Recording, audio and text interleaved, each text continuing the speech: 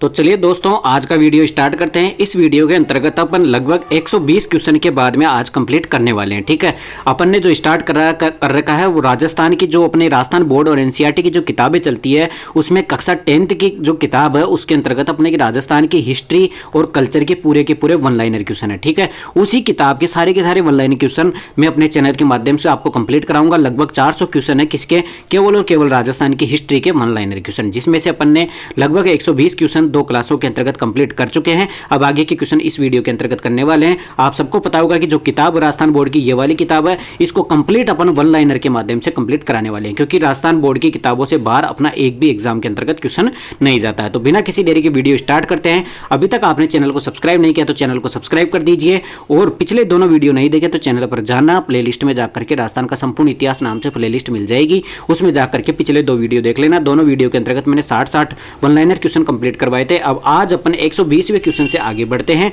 ठीक है, तो अभी तक चैनल को सब्सक्राइब नहीं किया तो चैनल को सब्सक्राइब कर दीजिए। ठीक है, तो आज का हमारा 120वां क्वेश्चन है। देखो, महाराणा सांगा मेवाड़ की गद्दी पर कब बैठा था? देखो, महाराणा कुंभा तक अपन पढ़ चुके थे, अब महाराणा सांगा से स्टार्ट होता है। तो महाराणा सांगा मेवाड़ की गद्दी पर बैठे थे 1509 में। कब बैठे थे? 1509 में। इसके बाद में क्वेश्चन नंबर 121 है, शासकों की उपाधि के कुछ दे रखे हैं भाई, ये एग्जाम में पूछे जाते हैं। ठीक है, शासकों की उपाधि देखो, हिंदू पद की उपाधि किसके पास थी? राणा सांगा के पास थी। ठीक है, हिंदू सुल्तान की उपाधि किसके पास थी? कुंभा के पास थी। देखो, हिंदू में कंफ्यूज मत हो जाना, हिंदू सुल्तान तो कुंभा थे, हिंदू पद सांगा थे, और मेवाड़ केसरी की उपाधि महाराणा प्रताप के पास थी। किसके पास थी? महाराणा प्रताप के पास। और हिंदू बादशाह की उपाधि मालदेव के पास थी। ठीक है, हिंदू बादशाह की उपाधि किसके पास थी? मालदेव के पास थी। इसके बाद में आगे बढ़ते हैं, क्वेश्चन नंबर 122, सांगा द्वारा लड़े गए युद्धों का सही क्रम बताइए। तो सांगा ने जो युद्ध लड़े थे, सबसे पहले खातौली का युद्ध हुआ था, उसके बाद में बाड़ी का युद्ध हुआ था, उसके बाद में गागरोन का युद्ध हुआ था। ठीक है, तो कुल मिलाकर के खातौली का युद्ध, बाड़ी का युद्ध, फिर गागरोन का युद्ध हुआ था। इसके बाद में क्वेश्चन नंबर 123, क्वेश्चन नंबर 123 है, पृथ्वीराज जयमल और राज सिंह का संबंध किससे था? तो पृथ्वीराज जयमल और राज सिंह का संबंध था सांगा से। किससे था? सांगा से। पृथ्वीराज और ये तो इसके भाई थे। ठीक है, तो किससे संबंधित थे? सांगा से संबंधित थे। इसके बाद में क्वेश्चन नंबर 124, जब राणा सांगा ने 1509 में गद्दी पर बैठा, उस समय मालवा शासक कौन थे? उस टाइम पे मालवा शासक थे नासिरुद्दीन। कौन थे? नासिरुद्दीन कहाँ के? मालवा के शासक थे। इसके बाद में क्वेश्चन नंबर 125, गागरोन युद्ध 1519 में राणा सांगा ने मोहम्मद खिलजी के विरुद्ध किसकी सहायता की थी? तो ध्यान रख लेना, जो गागरोन का युद्ध हुआ था वो मदीनी राय की वजह से हुआ था। ठीक है, मदीनी राय की सहायता करने के लिए मोहम्मद खिलजी के खिलाफ महाराणा सांगा ने कौन सा युद्ध लड़ा था? गागरोन का युद्ध लड़ा था 1519 में। ठीक है, तो महाराणा सांगा का ये तीसरा युद्ध था। कौन सा? गागरोन का युद्ध किसके बीच में हुआ था? मोहम्मद खिलजी के साथ हुआ था, मदीनी राय को सपोर्ट करने के लिए। ठीक है, इसके बाद में आगे बढ़ते हैं, क्वेश्चन नंबर 126, क्वेश्चन नंबर 26 है 126 है, खातौली का युद्ध 1517 में हुआ था। यह वर्तमान में किस जिले में स्थित है? तो ध्यान रख लेना, खातौली वर्तमान में कोटा जिले में स्थित है, और यह 1517 में युद्ध हुआ था। महाराणा सांगा ने 3 युद्ध लड़े थे। सबसे पहला खातौली का युद्ध लड़ा था, उसके बाद में फिर बाड़ी का युद्ध लड़ा था, इसके बाद में फिर गागरोन का युद्ध लड़ा था। क्वेश्चन नंबर 127 है, बाड़ी का युद्ध। ठीक है, तो देखो, खातौली का 1517, बाड़ी का 1518, और 1519 में कौन सा? गागरोन का युद्ध लड़ा था। ठीक है, तो बाड़ी का जो युद्ध है राणा सांगा ने किसको हराया था? तो इब्राहिम लोधी को हराया था। किसको हराया था? इब्राहिम लोधी को हराया था। वेरी इंपॉर्टेंट क्वेश्चन है, बाड़ी के युद्ध में किसको हराया था? इब्राहिम लोधी को हराया था। ठीक है, इसके बाद में क्वेश्चन नंबर 128 है, पानीपत का प्रथम युद्ध कब हुआ था? 1526 को हुआ था। को किस किस के बीच में हुआ था? तो पानीपत का प्रथम युद्ध हुआ था बाबर और इब्राहिम लोधी के बीच में। ठीक है, पानीपत के दोनों युद्ध बाबर और इब्राहिम लोधी के बीच में होते हैं, दोनों में इब्राहिम लोधी की हार हुई थी। ध्यान रख लेना, 1526 में हुआ था कौन सा? पानीपत का प्रथम युद्ध। इसके बाद में आगे बढ़ते हैं, क्वेश्चन नंबर 129। देखो, अभी तक चैनल को आपने अगर सब्सक्राइब नहीं किया तो चैनल को सब्सक्राइब कर दीजिए। जैसे ही 400 क्वेश्चन अपन राजस्थान हिस्ट्री के कंप्लीट करेंगे, जिसमें पूरा संपूर्ण इतिहास कंप्लीट हो जाएगा, उसके बाद में अपन कल्चर के क्वेश्चन स्टार्ट करेंगे। ठीक है, और इसी चैनल पर आपको साइंस के क्वेश्चन भी मिल जाएंगे। जल्दी मैं उसका भी वीडियो बनाने वाला हूँ। ठीक है, तो अभी तक चैनल को सब्सक्राइब नहीं किया तो चैनल को सब्सक्राइब कर दीजिए। अब बढ़ते हैं आगे, क्वेश्चन नंबर 129, खानवा का युद्ध जो 1527 में हुआ था, कि युद्ध में बाबर ने किस शासक को हराया था? तो ध्यान रखना, बाबर और महाराणा सांगा के बीच में हुआ था खानवा का युद्ध। कौन सा युद्ध हुआ था? खानवा का युद्ध हुआ था 1527 में, जिसमें बाबर ने किसको हरा दिया था? राणा सांगा को हरा दिया था। इसके बाद में क्वेश्चन नंबर 130 है, किस युद्ध में राणा सांगा ने बाबर को हराया था? तो बयाना के युद्ध में हराया था। ठीक है, तो बयाना के युद्ध में किसको हरा दिया था? देखो सबसे पहले तो ये जो खानवा का युद्ध हुआ था ना, उससे पहले बयाना का युद्ध हुआ था। उस बयाना के युद्ध में तो बाबर हार गया था, लेकिन अगला जो खानवा का युद्ध होता है उसमें किसको हरा देता है? राणा सांगा को हरा देता है। इसके बाद में आगे बढ़ते हैं, क्वेश्चन नंबर 131। राणा सांगा के बारे में कुछ बातें बता रखी है कि इसकी मृत्यु, जो महाराणा सांगा की मृत्यु हुई थी वो 30 जनवरी 1528 को बसवा दोसा में हुई थी। ठीक है, कहाँ पर हुई थी? बसवा दोसा में हुई थी। और इनकी समाधि और छतरी कहाँ पर है? मांडलगढ़ में। कहाँ पर है? मांडलगढ़ में। इसमें से जो एग्जाम में पूछा जाता है वो छतरी पूछा जाता है। महाराणा सांगा की छतरी कहाँ पर है? तो मांडलगढ़ में इनकी छतरी है। इसके बाद में आगे बढ़ते हैं, क्वेश्चन नंबर 132। राणा सांगा के बाद मेवाड़ के शासक बने थे रतन सिंह बने थे। कौन बने थे?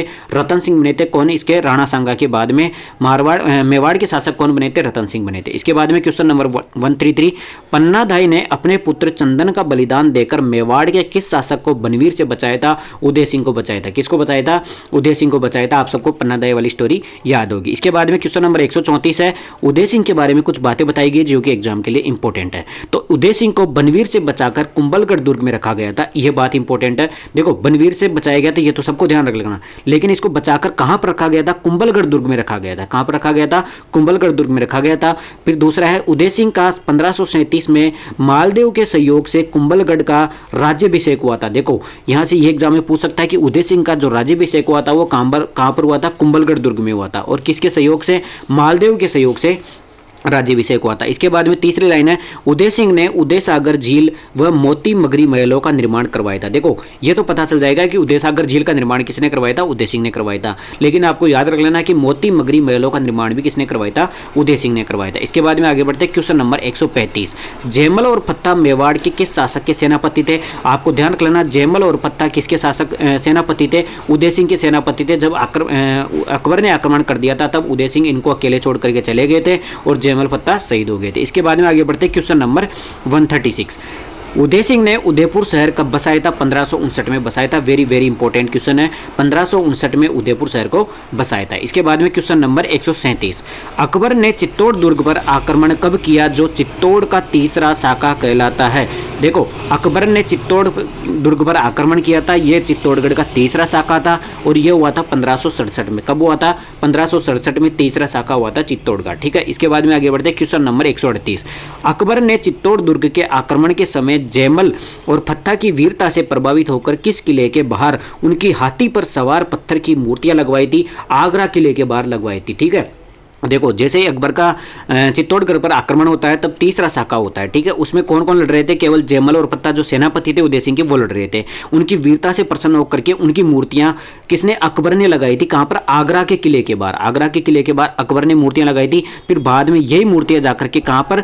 अपने जूनागढ़ बीकानेर के किले के बाहर लगा दी गई थी। ठीक है, इसके बाद में आगे बढ़ते हैं, क्वेश्चन नंबर 139। ठीक है, क्वेश्चन नंबर 139 है, राणा उदय सिंह ने मावली युद्ध में किसे मारकर मेवाड़ की गद्दी प्राप्त की थी? देखो आप सबको पता होगा कि बनवीर से बचा करके किसको, उदय सिंह को कहां पर रखा गया था? कुंभलगढ़ दुर्ग में रखा गया था। इसके बाद में वहां पर राज्याभिषेक हुआ। बाद में फिर बनवीर और उदय सिंह के बीच में मावली का युद्ध होता है। कौन सा युद्ध होता है? मावली का युद्ध होता है। इसमें बनवीर को हरा देता है और मेवाड़ पर वापस अधिकार किसका हो जाता है? राणा साका का हो जाता है। इसके बाद में आगे बढ़ते हैं, क्वेश्चन नंबर 140। अमर सिंह ने किस वर्ष प्रताप के विरुद्ध अभियान कर रहे अब्रुद्दीन खान खाना के परिवार की महिलाओं को शेरपुर मुगल शिविर से बंदी बनाया था? तो ध्यान रखना 1580 में बनाया था। कब बनाया था? 1580 में बनाया था। इसके बाद में आगे बढ़ते हैं, क्वेश्चन नंबर 141।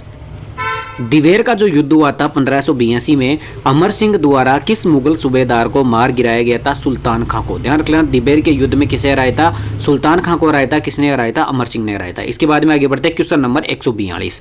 दिवेर युद्ध को मेवाड़ के मैराथन की संज्ञा किसने दी थी? ध्यान रख लेना, एग्जाम में क्वेश्चन बहुत ज्यादा रिपीट होता है कि मेवाड़ का मैराथन किस युद्ध को कहा जाता है? मेवाड़ का मैराथन कहा जाता है दिवेर के युद्ध को। किसको कहा जाता है? दिवेर के युद्ध को। और किसने कहा था? कर्नल जेम्स टोड ने कहा था कि ये मेवाड़ का मैराथन है। ठीक है, इसके बाद में आगे बढ़ते हैं, क्वेश्चन नंबर 143। महाराणा प्रताप ने चावंड को राजधानी कब बनाई थी जो अगले 12 वर्षों तक रही थी? 1585 में। ध्यान रखना, एग्जाम में 2 बार एग्जाम में क्वेश्चन पूछा जा चुका है कि महाराणा प्रताप ने चावंड को राजधानी कब बनाई थी? 1585 में बनाई थी। और कितने साल के लिए बनाई थी? 12 वर्षों के लिए बनाई थी। यह भी एग्जाम में पूछा हुआ क्वेश्चन है।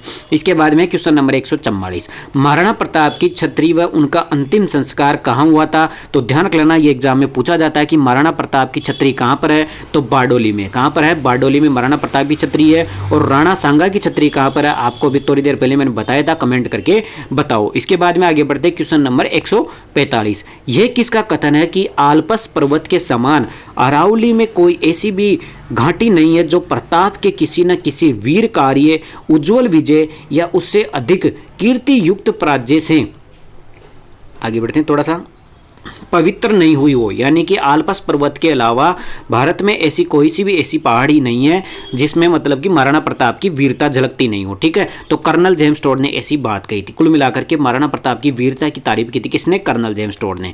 इसके बाद में क्वेश्चन नंबर 146, महाराणा प्रताप की शासन अवधि बताइए। भाई ये बहुत ज्यादा इंपॉर्टेंट है। जैसा कि आप सबको पता है कि मेवाड़ में महाराणा प्रताप सबसे इंपॉर्टेंट है, तो इनका शासन तो याद रखना पड़ेगा। 1572 से लेकर के 1597 तक। कब थे, 1572 से लेकर के 97 तक हुए थे। इसके बाद में आगे बढ़ते हैं क्वेश्चन नंबर 147, महाराणा प्रताप की जब मृत्यु हुई उस समय उनकी आयु कितनी थी, तो 57 वर्ष थी। कितनी थी, 57 वर्ष की आयु में महाराणा प्रताप की मृत्यु हो गई थी। इसके बाद में आगे बढ़ते हैं क्वेश्चन नंबर 148, हल्दी घाटी का युद्ध में मुगल सेनापति कौन था, मान सिंह। इसमें देखो 2-3 तरीके से क्वेश्चन पूछा जाता है कि हल्दी घाटी का युद्ध किस किस के बीच में हुआ था, तो महाराणा प्रताप और अकबर के बीच में हुआ था। और अकबर की तरफ से जो सेनापति आ रहा था यानी कि नेतृत्व करने वाला था वो जयपुर का मान सिंह था। कौन था, जयपुर का मान सिंह था। इसके बाद में आगे बढ़ते हैं क्वेश्चन नंबर 149, महाराणा प्रताप के बाद अमर सिंह मेवाड़ के शासक कब बने थे, जब महाराणा प्रताप की मृत्यु हुई थी 1597 में, तब अमर सिंह मेवाड़ के शासक बने थे। ठीक है, इसके बाद में आगे बढ़ते हैं क्वेश्चन नंबर 150, 1613 में जहांगीर अजमेर पहुंचकर मेवाड़ के विरुद्ध अभियान किसके नेतृत्व में करता है। देखो 1613 की बात है, जहांगीर सबसे पहले तो अजमेर पहुंचता है और वहां पर जाकर के मेवाड़ के विरुद्ध एक अभियान भेजता है जिसका नेतृत्व कर रहा था खुर्रम। कौन कर रहा था, खुर्रम। इसके बाद में आगे बढ़ते हैं क्वेश्चन नंबर 151, मुगल मेवाड़ संधि कब हुई थी। वेरी वेरी इंपॉर्टेंट है कि मुगल और मेवाड़ के बीच में संधि कब हुई थी, 1615 में हुई थी। कब हुई थी, 5 फरवरी 1615 में। मेन तो 1615 याद रख लेना, मुगल मेवाड़ संधि 1615 में हुई थी। कब हुई थी, मुगल मेवाड़ संधि 1615 में हुई थी। अमर सिंह किसके सामने झुक गए थे, मुगलों के सामने झुक गए थे, अधीनता स्वीकार कर ली थी। इसके बाद में क्वेश्चन नंबर 152, मेवाड़ मुगल संधि के समय मेवाड़ के शासक कौन थे, अमर सिंह थे। ध्यान रख लेना, महाराणा प्रताप ने अधीनता स्वीकार नहीं की थी लेकिन उनके बेटे अमर सिंह ने अधीनता स्वीकार कर ली थी। वो भी किसकी वजह से, अमर सिंह के बेटे कर्ण सिंह की वजह से। वो दबाव बना रहे थे, इस कारण से इन्होंने अधीनता स्वीकार कर ली थी। अब आगे बढ़ते हैं क्वेश्चन नंबर 153, मेवाड़ के शासक राज सिंह का कालक्रम बताइए। देखो महाराणा प्रताप के बाद में सबसे मेन आते हैं मेवाड़ में राज सिंह, तो इनका कार्यकाल भी अपने को याद रखना पड़ेगा, 1652 से लेकर के 1680 तक। ठीक है, क्वेश्चन नंबर 154, राज सिंह ने कहा कि राजकुमारी चारुमती से औरंगजेब के विरुद्ध जाकर विवाह किया। यानी कुल मिलाकर के राज सिंह ने कहा राजकुमारी चारुमती से औरंगजेब के खिलाफ जाकर के विवाह किया था। कुल मिलाकर के औरंगजेब चारुमती के साथ शादी करना चाहता था लेकिन राज सिंह किशनगढ़ जाकर के, कहां पर जाकर के, किशनगढ़ की राजकुमारी थी कौन, चारुमती, यहां पर जाकर के किससे शादी कर लेता है, चारुमती से शादी कर लेता है। इसके बाद में क्वेश्चन नंबर 155, महाराणा प्रताप के बारे में कुछ बातें बताई गई है। तो सबसे पहले महाराणा प्रताप का जन्म हुआ था 9 मई 1540। एग्जाम में बार बार डेट पूछी जाती है। महाराणा प्रताप की मृत्यु कब हुई थी, 1597 में हुई थी। और राज्याभिषेक हुआ था गोगुंदा में। महाराणा प्रताप का राज्याभिषेक कहां पर होता है, गोगुंदा में होता है। और पिता कौन थे, उदय सिंह थे, आप सबको पता है। माता कौन थी, जयवंताबाई थी। एग्जाम में पूछा हुआ क्वेश्चन है। महाराणा प्रताप की माता का नाम जयवंताबाई और पत्नी का नाम था अजबदे पंवार। कौन था, अजबदे पंवार। इसके बाद में आगे बढ़ते हैं क्वेश्चन नंबर 156। क्वेश्चन नंबर 156 कहता है जब महाराणा प्रताप का दूसरी बार कुंभलगढ़ में राज्याभिषेक हुआ तब दिल्ली के शासक कौन थे। देखो महाराणा प्रताप का दूसरी बार राज्याभिषेक होता है कुंभलगढ़ में। पहली बार तो गोगुंदा में हुआ था, दूसरी बार कुंभलगढ़ में होता है। और तब दिल्ली के शासक थे अकबर, यानी उस टाइम पे अकबर का शासन चल रहा था। इसके बाद में क्वेश्चन नंबर 157, अकबर द्वारा प्रताप को समझाने के लिए भेजे गए शिष्टमंडल। देखो अकबर ने महाराणा प्रताप को अधीनता स्वीकार कराने के लिए 4 शिष्टमंडल भेजे थे। कितने भेजे थे, 4 शिष्टमंडल भेजे थे, जिसमें से प्रथम शिष्टमंडल भेजे थे जलाल खां। सबसे पहले समझाने गए थे जलाल खां, उसके बाद में गए थे मान सिंह, फिर भी नहीं माने, फिर गए भगवंत दास और सबसे लास्ट में गए थे टोडरमल। लेकिन फिर भी महाराणा प्रताप ने अधीनता स्वीकार नहीं की थी। तो इसका जो ट्रिक याद बना सकते हो, कैसे भी याद रख लेना। पहले सबसे पहले गए थे जयलाखा, इसके बाद में मान सिंह, फिर भगवंत दास और फिर टोडरमल गए थे, ठीक है। इसके बाद में आगे बढ़ते हैं क्वेश्चन नंबर 158। क्वेश्चन नंबर 158 है 18 जून 1576 को हल्दी घाटी के युद्ध में प्रताप की सेना के हरावल दस्ते का नेतृत्व किसने किया था। देखो एग्जाम में सबसे पहले क्वेश्चन बनता है कि हल्दी घाटी का युद्ध कब हुआ था, तो ये 18 जून 1576 को हुआ था, 18 जून 1576 को। और इसमें महाराणा प्रताप की जो सेना थी उसका जो हरावल भाग था, हरावल भाग का नेतृत्व कौन कर रहा था, तो हकीम खां सूरी कर रहा था। कौन कर रहा था, हकीम खां सूरी हरावल भाग का नेतृत्व कर रहा था। हैसे हकीम हैसे हरावल भाग, ठीक है। इसके बाद में आगे बढ़ते हैं क्वेश्चन नंबर 159। क्वेश्चन नंबर 159 कहता है हल्दी घाटी युद्ध में किसने महाराणा प्रताप को संकट में देखकर उनका मुकुट धारण कर लिया था। कुल मिलाकर के हल्दी घाटी युद्ध में जब महाराणा प्रताप संकट में फंस गए थे तब उनका मुकुट धारण करके झाला बीदा लड़ाई कर रहे थे। कौन कर रहे थे, युद्ध झाला बीदा लड़ने लग गए थे मुकुट ग्रहण करके। इसके बाद में क्वेश्चन नंबर 160 है हल्दी घाटी युद्ध के बारे में कहे गए इतिहासकारों के कथन जैसे खमनौर का युद्ध किसने कहा था। अभी स्टेनोग्राफर में ये एग्जाम में पूछा हुआ क्वेश्चन है कि गोगुंता का युद्ध, हल्दी घाटी के युद्ध को गोगुंता का युद्ध किसने कहा था, तो बदायूं ने कहा था। किसने कहा था, बदायूं ने गोगुंता का युद्ध कहा था। और खमनौर का युद्ध कहा था अबुल फजल ने। किसने कहा था, अबुल फजल ने। और हल्दी घाटी का जो युद्ध कहा था वो कर्नल जेम्स टोड ने क्या कहा था, मेवाड़ की थर्मापोली, ठीक है। तो मेवाड़ की थर्मापोली किसे कहा जाता है, हल्दी घाटी के युद्ध को कहा जाता है। कर्नल जेम्स टोड ने कहा था, कर्नल जेम्स टोड ने मेवाड़ की थर्मापोली तो इसको कहा था। और मेवाड़ का मैराथन किसको कहा था, दिबेर के युद्ध को कहा था, ठीक है। Very very important question. इसके बाद में आगे बढ़ते हैं क्वेश्चन नंबर 161। 1679 में औरंगजेब के जजिया कर का विरोध किसने किया था। देखो एग्जाम में बहुत ज्यादा पूछा जाता है कि जजिया कर किसने लगाया था, जजिया कर किसने लगाया था, औरंगजेब ने लगाया था। किसने लगाया था, जजिया कर औरंगजेब ने लगाया था। किसने लगाया था, औरंगजेब ने लगाया था। और इसका विरोध किया था राज सिंह ने, ठीक है। किसने किया था, राज सिंह ने। क्वेश्चन नंबर 162 है मुगल मारवाड़ संघर्ष में राज सिंह की स्थिति रही थी, यानी जब मुगल और मारवाड़ के बीच में संघर्ष चल रहा था तब राज सिंह की क्या स्थिति रही थी, तो ध्यान रखना उसने राठौड़ों का साथ दिया था। किसका साथ दिया था, राठौड़ों का साथ दिया था। किसने, राज सिंह ने। इसके बाद में आगे बढ़ते हैं क्वेश्चन नंबर 163। देखो यहां पर गोमती नदी के पानी को रोककर राज सिंह ने राजसमंद झील का निर्माण करवाया, इसके बारे में बताइए। तो देखो सबसे पहला क्वेश्चन तो यही है कि राजसमंद झील का निर्माण किसने करवाया था, राज सिंह ने करवाया था। और कैसे करवाया था, गोमती नदी के पानी को रोक करके करवाया था, ठीक है। अब इसके बारे में कुछ कथन है। झील के उत्तरी किनारे पर नौ चौकी की पाल स्थित है। तो एग्जाम में यह पूछा गया है कि नौ चौकी पाल कौन सी झील के किनारे, तो राजसमंद झील के किनारे। राज प्रशस्ति प्राकृत भाषा में उत्कीर्ण करवाई गई थी। यह भी एग्जाम में पूछा हुआ कि राज प्रशस्ति कहां पर स्थित है, राजसमंद झील के पास स्थित है। और कौन सी भाषा में, यह प्राकृत भाषा में, ठीक है। राज प्रशस्ति की रचना रणछोड़ भट्ट द्वारा की गई थी। तीनों के तीनों क्वेश्चन वेरी वेरी इंपॉर्टेंट है। राज प्रशस्ति की रचना किसने की थी, रणछोड़ भट्ट ने की थी। राज प्रशस्ति कौन सी भाषा में, प्राकृत भाषा में है। और झील के उत्तरी किनारे पर नौ चौकी पाल है। और ये सब कहां पर है, राजसमंद झील के किनारे हैं। और राजसमंद झील बनवाई थी राज सिंह ने अकाल राहत कार्य के लिए। कौन सी नदी को रोक करके, गोमती नदी को रोक करके, ठीक है। इसके बाद में आगे बढ़ते हैं क्वेश्चन नंबर 164। काले संगमरमर शिलाओं पर उत्कीर्ण एवं प्रशस्ति विश्व की सबसे बड़ी प्रशस्ति कौन सी है, तो ध्यान रख लेना अपनी कौन सी है, राज सिंह प्रशस्ति विश्व की सबसे बड़ी प्रशस्ति है, ठीक है। इसके बाद में आगे बढ़ते हैं क्वेश्चन नंबर 165।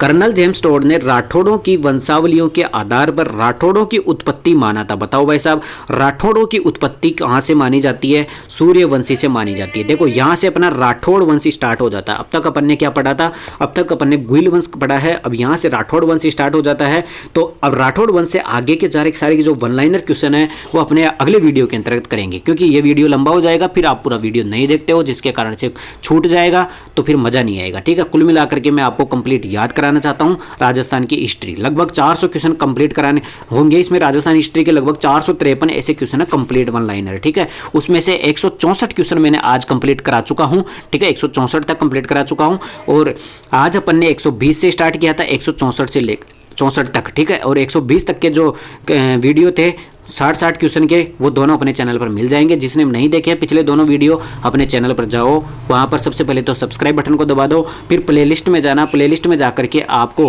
राजस्थान का संपूर्ण इतिहास नाम से एक प्लेलिस्ट मिल जाएगी, उसमें आपको दोनों वीडियो कंप्लीट मिल जाएंगे, तो उनको जाकर के देख लेना।